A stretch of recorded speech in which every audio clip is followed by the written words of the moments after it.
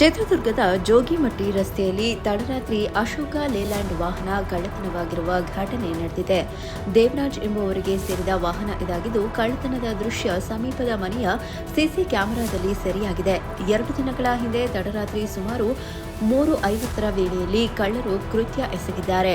ವಾಹನದ door lock ಮಾಡದೆ ಬಿಟ್ಟಿರುವುದನ್ನು ಗಮನಿಸಿದ ಕಳ್ಳರು ಇದೇ ಅವಕಾಶ ಬಳಸಿಕೊಂಡು ವಾಹನವನ್ನು ಕದ್ದೊಯ್ದಿದ್ದಾರೆ ಎನ್ನಲಾಗಿದೆ. ಸಿಸಿ ಕ್ಯಾಮೆರಾ ಪರಿಶೀಲನೆ ವೇಳೆ ವಾಹನ ಕಳ್ಳತನವಾಗಿರುವುದು ಬೆಳಕಿಗೆ ಬಂದಿದ್ದು, ಕೂಡಲೇ ಪೊಲೀಸರಿಗೆ ಮಾಹಿತಿ ನೀಡಲಾಗಿದೆ.